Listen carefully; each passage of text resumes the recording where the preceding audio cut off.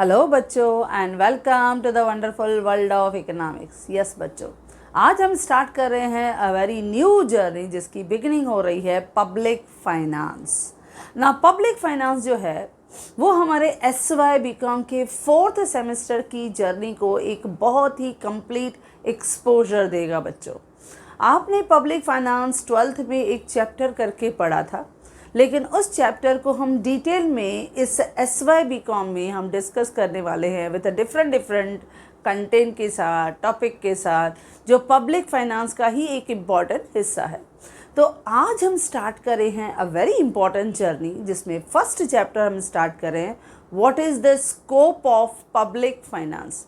यानी हमारा पहला चैप्टर यही है कि पब्लिक फाइनेंस क्या है, जिसमें हम 2 पार्ट्स में डिस्कस करेंगे। आज हम डिस्कस करेंगे what is the scope of public finance and what are the functions of public finance. It will be discuss in the second part. हम सेकेंड पार्ट में इसको डिस्कस करेंगे। ओके बच्चों, तो आज हम देखेंगे पब्लिक फाइनेंस क्या है और उसका स्कोप क्या है in a very easy way. As you know that simplicity is our main मोटो।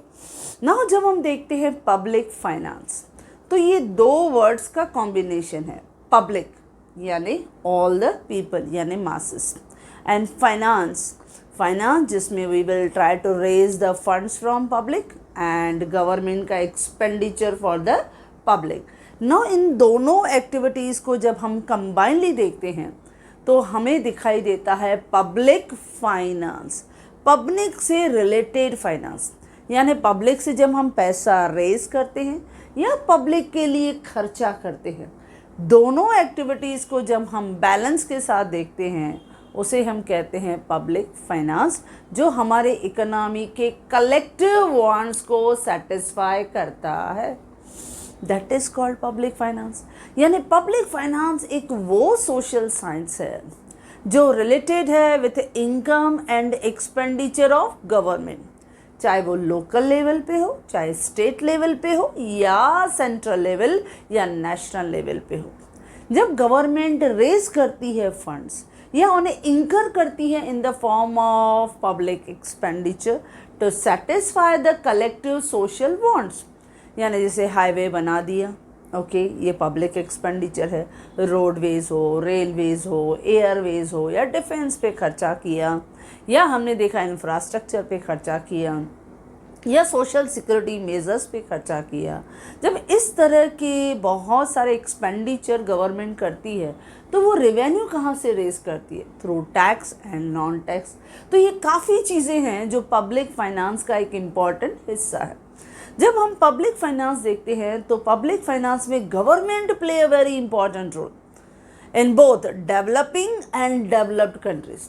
क्योंकि आजकल हमारी जो मॉडर्न गवर्नमेंट है वो वेलफेयर स्टेट कहलाती हैं।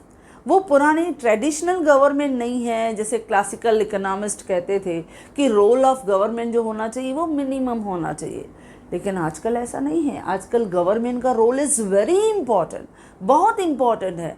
हर एक पॉलिसीज़ में, प्रोग्राम्स में, प्रोजेक्ट्स में उनका इंटरफियर करना, उनका इन्वॉल्वमेंट होना इज़ मस्ट, क्योंकि वो हमारे इकोनॉमिक ऑब्जेक्टिव्स को सेटिस्फाई करती हैं, वो हमारे इकोनॉमिक ग्रोथ एंड डेवलपमेंट को सेटिस्फाई करती हैं, वो हमारी इकोनॉमी में डिस्ट्रीब्यूशन ऑफ इनकम को प्रॉपर करती हैं, एलोकेशन ऑफ रिसोर्सेज जो हैं वो एफिशिएंटली हो पाता है, प्लस हमारे इकोनॉमी का ग्रोथ एंड डेवलपमेंट प्रमोट होता है, तो ओवरऑल बेनिफिट्स मिलते हैं। इसके लिए government play a very important role.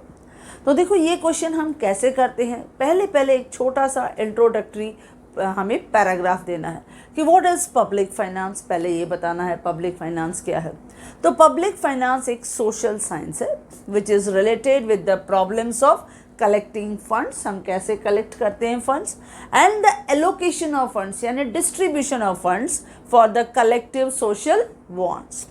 Public finance is the study of income and expenditure of the government at a local level, at state level and national level यानी central level। तो ये public finance से related हमने एक छोटा सा paragraph लिखा, जिसमें आप ये भी बता सकते हो कि government play a very important role in developed and developing countries. दोनों में उनका इम्पोर्टेंट रोल है, क्योंकि हमारे जितने भी इकोनॉमिक ऑब्जेक्टिव्स हैं उनको सेटिस्फाई करने के लिए public finance play a very important role. और पब्लिक फाइनेंस जो है बहुत से एरियाज़ को कवर करता है, जैसे हमने कहा एफिशिएंट एलोकेशन ऑफ रिसोर्सेज है, then distribution of income equally distribute करना है, देन मैक्रो इकोनॉमिक स्टेबलाइजेशन है, हमें प्राइस की स्टेबिलिटी भी लानी है, हमें फ्लक्चुएशंस को रोकना है, और इकोनॉमिक ग्रोथ एंड डेवलपमेंट तो हमारा अल्टीमेट ऑब्जेक्टिव होता ही है। तो इसके लिए public finance play a very important role. Now ये था इंट्रोडक्टरी पैराग्राफ, हमने इंट्रोडक्शन लिखा। देन आता है डेफिनेशन। अब मैंने अपने नोट्स में डेफिनेशंस दिए हैं, अब वो डेफिनेशन हम डिस्कस कर रहे हैं। जैसे पहला है हक डाल्टन का डेफिनेशन। डाल्टन का कहना है पब्लिक फाइनेंस इज कंसर्न्ड यानी related with the income and expenditure of public authorities. Public authorities यानी लोकल गवर्नमेंट हो, स्टेट गवर्नमेंट हो, सेंट्रल गवर्नमेंट हो, तो public authorities and with the adjustment with one another.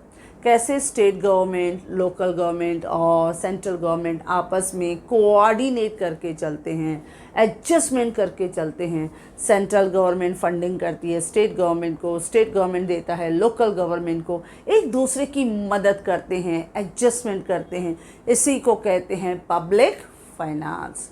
तो पब्लिक फाइनेंस क्या है? Concern with the income and expenditure of public authorities and with the adjustment with one another. बहुत easy definition. दूसरा definition जो है वो टेलर का दिया हुआ है। Public finance is the fiscal science, क्योंकि ये फिस्कल साइंस है। फाइनेंशियल पूरी जितनी भी ट्रांजैक्शन है, whether it is related to raising of funds या इंकरिंग द एक्सपेंडिचर, तो हमारे फाइनेंस से रिलेटेड है, तो it is also called fiscal science. Its policies are fiscal policies, और इसके प्रॉब्लम्स जो है वो है फिस्कल प्रॉब्लम्स, यानी इसके प्रॉब्लम जो है वो है फिस्कल प्रॉब्लम्स, नॉट पॉलिसीज। इसके प्रॉब्लम्स भी क्या है? Fiscal problems. तो अकॉर्डिंग टू टेलर क्या कहता है? Public finance is the fiscal science, its policies are fiscal policy, and इसके प्रॉब्लम्स भी क्या है? Fiscal problem. यानी प्रॉब्लम आता है तो वो भी फाइनेंशियल होता है, कहीं पे पैसे की दिक्कत आती है तो उन्हें सॉल्व करने के लिए फिस्कल पॉलिसीज़ ही बनाई जाती हैं, जहाँ से फंड रेज होगा, फिर उसके लिए इंकर किया जाएगा, यानी वो प्रॉब्लम को सॉल्व किया जाएगा। इवन आपकी बुक्स में एक और भी डेफिनेशन जो है दैट इज़ ओटो एक्सटीन का डेफिनेशन दिया गया है। अब ओटो एक्सटीन का डेफिनेशन क्या दिया गया है? वो भी इस तरह से डेफिनेशन है कि पब्लिक फाइनेंस जो है it is the study of effects of budget. Public finance is the study of effects of budget, किस पे? On economy, and particularly the effects on growth. हमारी ग्रोथ किस तरह से हो रही है, especially the effects on, that is on our stability, then on equity and efficiency। तो ये भी एक डेफिनेशन दिया गया है पब्लिक फाइनेंस का, आप वो भी रेफर कर सकते हो। तो ओटो एक्सटीन का डेफिनेशन है public finance is the study of the effects of budget on the economy. Budget का इफेक्ट इकोनॉमी पे कैसे हो रहा है, particularly the effect on growth, stability, equity and efficiency. चार चीज़ें बच्चों, growth, stability, equity and efficiency. इन चारों पे किस तरह से हमें इफेक्ट दिखाई देता है बजट का, जब वो हम स्टडी करते हैं तो that is called public finance. तो आप कोई भी डेफिनेशन बच्चों लिख सकते हो।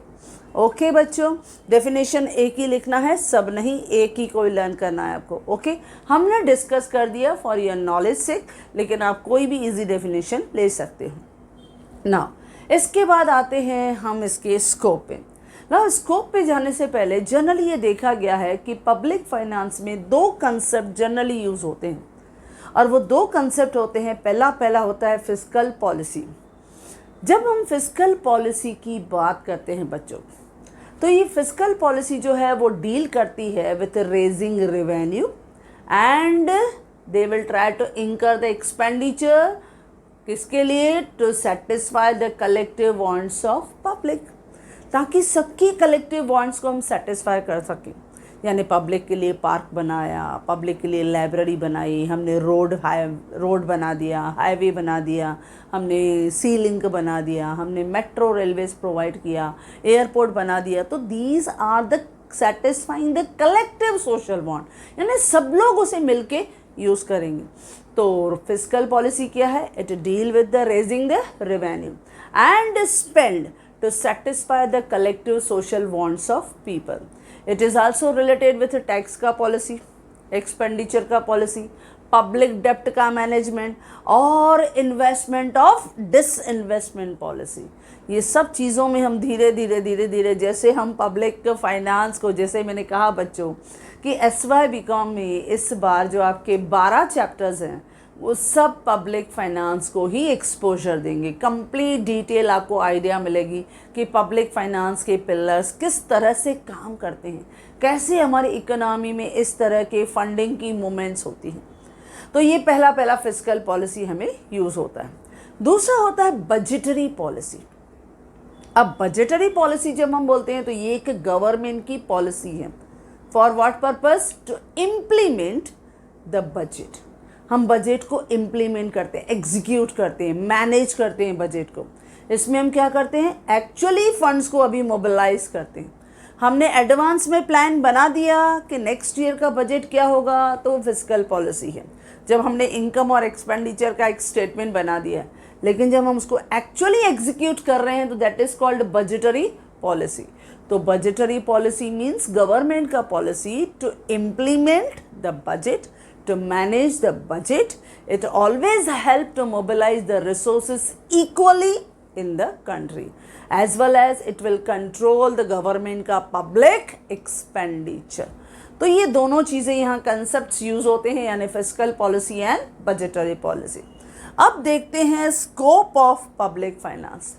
यानी जब हम इस public finance का scope देखते हैं तो mostly हम देखते हैं कि fiscal policy की कौन सी areas है जहाँ पे गवर्नमेंट के जो फंड्स का, यानी फंड्स वहाँ से रेज होना, वहाँ खर्चा होना किस तरह से होता है, कौन सी एरियाज़ में हमारी पब्लिक फाइनेंस जो है वो काम कर सकती है। तो फंक्शनिंग एरिया, उसका स्पैन एरिया, यानी स्कोप ऑफ पब्लिक फाइनेंस। अब इस पब्लिक फाइनेंस के 4 पिलर्स हैं बच्चों, इस पब्लिक फाइनेंस के 4 पिलर्स हैं। आप जनरली देखोगे जिस तरह मैंने यहाँ दिखाया है, in the same way I have provided in my notes. मैंने नोट्स में भी ईजिली आपको लिख के दिया है। वंस यू अंडरस्टैंड, आप इजीली पढ़ के, एक ही बार आपने पढ़ लिया तो you can understand and easily right in the exam. तो इस पब्लिक फाइनेंस के स्कोप के 4 पिलर्स हैं, यानी जहाँ पे हमारा पब्लिक फाइनेंस एक्चुअली काम करता है, यानी फिस्कल ऑपरेशन की एरियाज़ कौन कौन सी हैं। तो पहला है पब्लिक रेवेन्यू। ना जब हम कहते हैं पब्लिक रेवेन्यू, यानी कैसे हम पब्लिक से रेवेन्यू रेज करते हैं, कलेक्ट करते हैं। यानी जैसे हम देखते हैं डायरेक्ट और इनडायरेक्ट टैक्स के थ्रू हमें पैसे आते हैं, ये एक वन सोर्स रहता है। कैनॉन्स ऑफ टैक्सेशन, ये भी हम यहाँ पे पढ़ेंगे। यानी हर पिलर पे we will see the different questions and different theories on that. तो डायरेक्ट और इनडायरेक्ट टैक्सेस क्या हैं, उनके एडवांटेजेस क्या होंगे, उनके डिसएडवांटेजेस क्या होंगे, ये हम डिस्कस करने वाले हैं इस साल। देन कैनॉन्स ऑफ टैक्सेशन, यानी प्रिंसिपल ऑफ टैक्सेशन क्या है, किस तरह से हम टैक्सेशन को इम्पोज करते हैं, उनके रूल्स हम पढ़ेंगे। Incidence and shifting of the taxation, ये भी हम पढ़ेंगे कि किस तरह से हर टैक्स का इंसिडेंस और शिफ्टिंग हमें दिखाई देता है। इम्पैक्ट किस पे है, हम डायग्राम के साथ सीखने वाले हैं बच्चों कि इम्पैक्ट जो है वो बायर पे जाता है, सेलर पे जाता है, ये भी सीखने वाले हैं। क्योंकि हम देखेंगे इकोनॉमी में इलास्टिसिटी ऑफ डिमांड भी है, इलास्टिसिटी ऑफ सप्लाई भी है, या और different laws of variable proportion रहता है, और डिफरेंट नेचर ऑफ मार्केट भी रहते हैं। हर जगह you will see that incidence and shifting of tax play a very important role। यानी कभी वो बायर पे इफेक्ट करता है, कभी सेलर पे इफेक्ट करता है, कभी इक्वली शेयर हो जाता है। तो ये सब हम इंसिडेंस और शिफ्टिंग ऑफ टैक्सेशन के चैप्टर में पढ़ेंगे। तो ये भी हमारे पब्लिक रेवेन्यू का हिस्सा है। देन इफेक्ट ऑफ टैक्सेशन, क्योंकि जब आपने टैक्स डाला तो बट नेचुरल टैक्सेशन जो है वो इफ़ेक्ट करता है। वो हमारा रियल इफ़ेक्ट भी करता है, फाइनेंशियल इफ़ेक्ट भी करता है, हमारे परचेजिंग पावर को कम करता है। एंड टैक्सेशन जो है वो मोस्टली हमारे परचेजिंग पावर को कम करता है, यानी वो सेक्रीफाइस में भी इफ़ेक्ट करता है। जो हमारा सेकंड चैप्टर है, यानी डाल्टन का जो थियोरी है, that is principle of maximum social advantage. तो इस तरह से हमारे इस इफ़ेक्ट्स ऑफ टैक्सेशन में भी हम देखने वाले हैं। तो ये पहला है, that is called public revenue. और इस पब्लिक रेवेन्यू में जनरली हम इस तरह के टॉपिक्स एंड थियरीज़ को डिस्कस करेंगे। ये पहला फील्ड है, पहला पिलर है पब्लिक फाइनेंस का, जहाँ पे हम पब्लिक फाइनेंस का अलग अलग एक्टिविटीज़ और थियरीज़ को डिस्कस करेंगे। ओके बच्चों, सक्सेस। सेकेंड पिलर है पब्लिक एक्सपेंडिचर। अब हमने देखा कि ये जो हमारा पब्लिक फाइनेंस है, it is the study of income और एक्सपेंडिचर। यानी हमें इनकम तो रेज हुआ, गवर्नमेंट को रेज हुआ, तो अभी उसे एक्सपेंडिचर में कन्वर्ट करना है, यानी पब्लिक एक्सपेंडिचर के लिए खर्चा करना है। तो पब्लिक एक्सपेंडिचर भी जब हम खर्चा करेंगे तो हम देखेंगे what are the different classification and types of public expenditure. ये हमारे सेकेंड पिलर में हम डिस्कस करेंगे, a very separate question. Then canons of public expenditure, कौन से डिफरेंट कैनॉन्स को, प्रिंसिपल्स को, रूल्स को जब हम पब्लिक एक्सपेंडिचर करते हैं तो एक कॉम्पिटेंट अथॉरिटी होती है जिससे हम ये एक्सपेंडिचर सैंक्शन करवाते हैं इन पार्लियामेंट में। तो वो जो कंट्रोलर ऑफ हमारा कंट्रोल ऑडिटर रहता है, जो हमारे इस पार्लियामेंट में हमारे लिए फंड्स को सैंक्शन करके देता है, तो प्रॉपर अथॉरिटी है। जिसे मैंने कहा कंट्रोलर ऑफ ऑडिट, वो ऑडिट करता है, चेक करता है कि बराबर उसके लिए इतने फंड्स चाहिए कि नहीं चाहिए, और अगर हमने एक्सेस डिमांड किए तो वो उसे कट ऑफ करके कम कर देगा। तो इस तरह से वो सब आपके जितने भी फंड्स हैं वो सैंक्शन करवाते हैं बाय प्रॉपर अथॉरिटी। तो इसके लिए हम पढ़ेंगे कैनॉन्स ऑफ पब्लिक एक्सपेंडिचर, कैसे उसके लिए डिफरेंट रूल्स प्रिंसिपल्स हम फॉलो करते हैं। नेक्स्ट है causes of the growth of public expenditure. आपको मालूम है एवर इंक्रीजिंग पब्लिक एक्सपेंडिचर है, हर साल गवर्नमेंट का खर्चा इज गो ऑन इंक्रीजिंग। क्यों बढ़ रहा है उसके हम बहुत सारे रीजंस देखेंगे। डेमोक्रेटिक कंट्रीज़ हैं तो बहुत सारे खर्चे रहते हैं, इलेक्शन पे, पार्लियामेंट पे, लेजिस्लेचर्स पे वो खर्चे रहते हैं। देन अर्बन डेवलपमेंट है, रूरल डेवलपमेंट है, पॉपुलेशन ग्रोथ बढ़ रहा है, इंफ्रास्ट्रक्चर के लिए हमारे डिमांड्स बढ़ रही हैं, इन्फ्लेशन है, सब्सिडीज़ है, सो मैनी हमारी रिक्वायरमेंट है जिसकी वजह से पब्लिक एक्सपेंडिचर बढ़ रहा है। तो ये भी हम पढ़ने वाले हैं। तो ये भी हमारे पब्लिक एक्सपेंडिचर में हम डिस्कस करेंगे कि what are the different reason for the growth of public expenditure. Then effects of public expenditure, जब हम पब्लिक एक्सपेंडिचर को इंकर करते हैं तो उसके इफ़ेक्ट्स क्या होते हैं वो भी हम डिस्कस करेंगे। किस तरह से, whether it is a useful या it will increase the burden on the economy. फिर वो हमारे लिए ही टैक्सेशन का बर्डन को वो बढ़ा देते हैं, तो हम दोनों उनके रियल इफेक्ट्स हो, फाइनेंशियल इफेक्ट हो, वो भी हम इसका डिस्कस करने वाले हैं। Then principle and justification of public expenditure, वो हम देखेंगे। एक्सपेंडिचर के लिए कैसे पॉलिसीज़ बनाए जाते हैं वो हम देखेंगे। तो एंटायर पब्लिक एक्सपेंडिचर का सेकेंड पिलर हमें पब्लिक फाइनेंस में दिखाई देता है। पहला पिलर था public revenue, we will raise the fund. और सेकंड पिलर में हम क्या सीखेंगे, to incur the public expenditure. हम अपने इकोनॉमी के ग्रोथ के लिए, डेवलपमेंट के लिए और स्टेबिलिटी के लिए बहुत से रिसोर्सेज को एफिशिएंटली हम एलोकेट करते हैं। हम कोशिश करते हैं इनकम और एम्प्लॉयमेंट बढ़े, आउटपुट बढ़े और जितना भी हो सके इकोनॉमी में स्टेबिलिटी हो।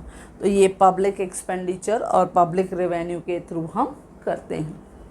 अब थर्ड पिलर है पब्लिक डेप्ट। अब हम जब देखते हैं पब्लिक डेप्ट यानी बोरो, पब्लिक से बोरो कर रहे हैं, when we will borrow, when the public revenue is not enough. जब पब्लिक रेवेन्यू जो हमने रेज किया that is not enough to satisfy the needs of public, यानी पब्लिक एक्सपेंडिचर हमारा इतना बढ़ गया कि हमारा रेवेन्यू उतना कलेक्टेड नहीं था, लेकिन एक्सपेंडिचर हमारे पब्लिक रेवेन्यू से एक्सीड हो गया, ज़्यादा हो गया। In that government has to resort to public डेप्ट। फिर हमें बोरो करना ही पड़ेगा। कि सपोज़ अगर हमने कोई भी प्रोजेक्ट स्टार्ट कर दिया, जैसे बुलेट ट्रेन का हमने प्रोजेक्ट स्टार्ट कर दिया, अब उसके लिए हमने सपोज़ हमने उसके लिए टारगेट रखा था कि it will require the funds for 20,000 crore हमें चाहिए।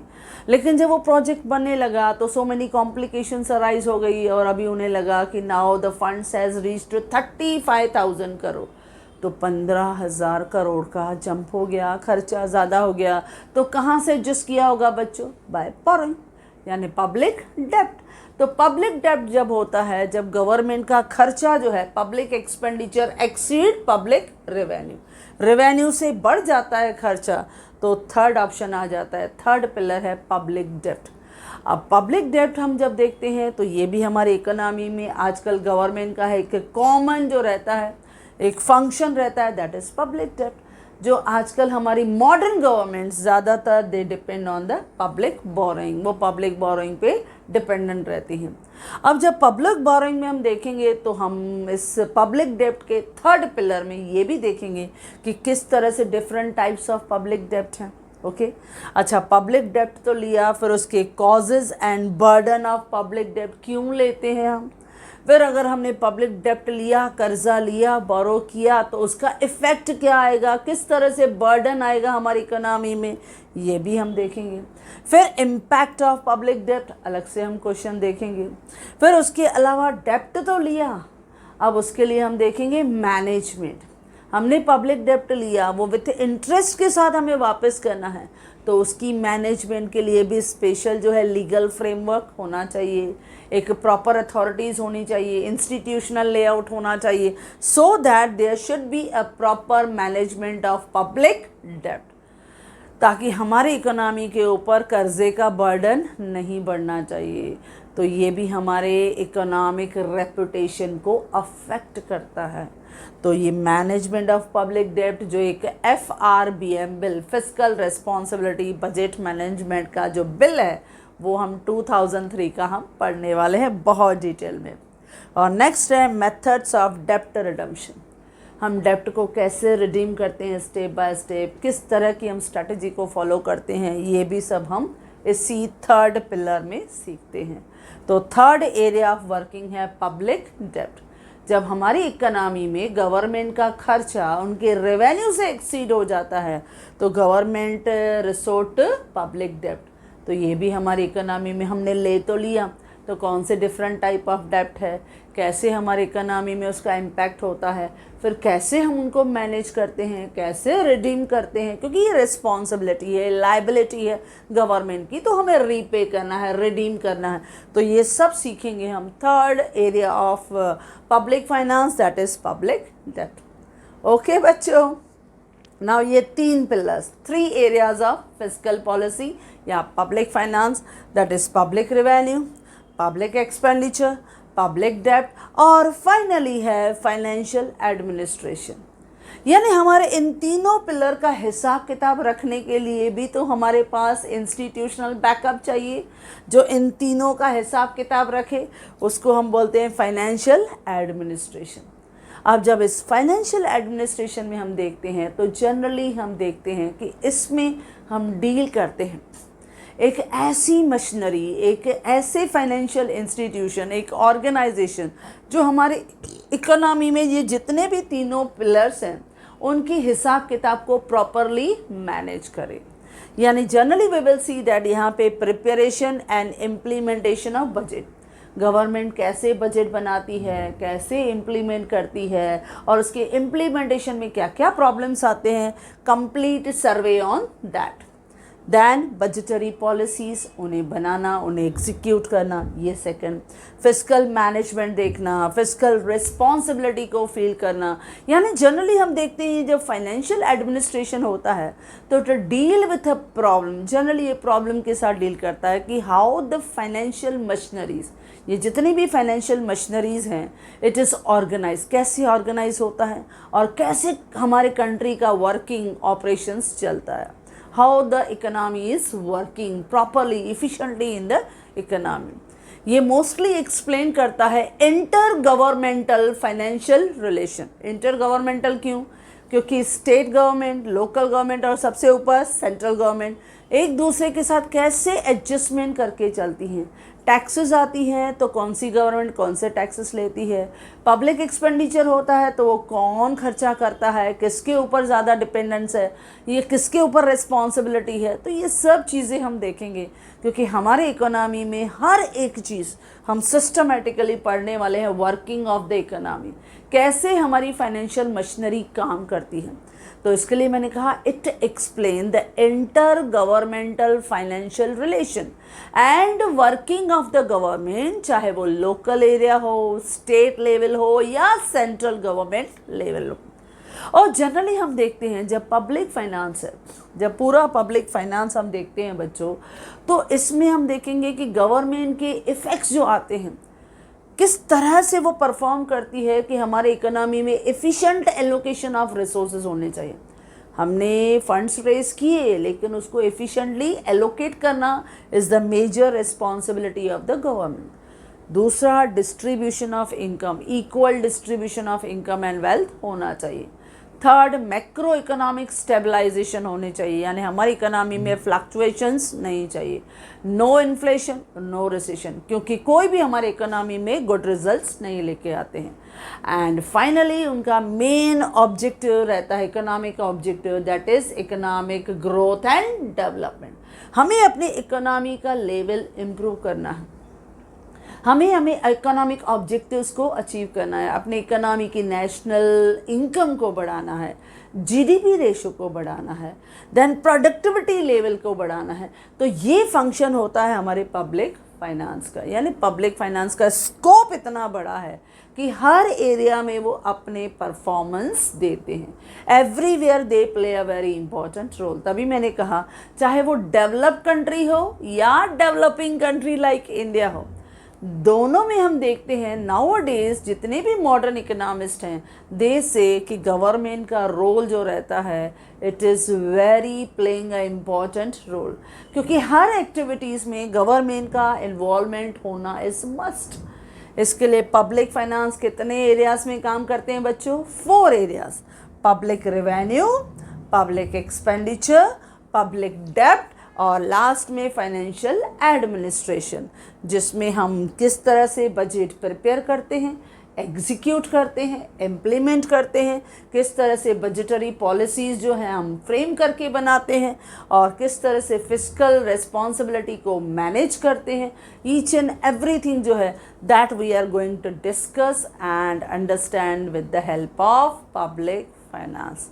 ओके बच्चों, तो आज हमने पहला क्वेश्चन हमने समझा कि पब्लिक फाइनेंस क्या है, what is the scope of public finance in a very easy way. So yes, my dear students, if you like this video, you can share with your maximum friends. And if you want my handwritten notes, which is written in a very easy way, the link is given in the description box. Thank you.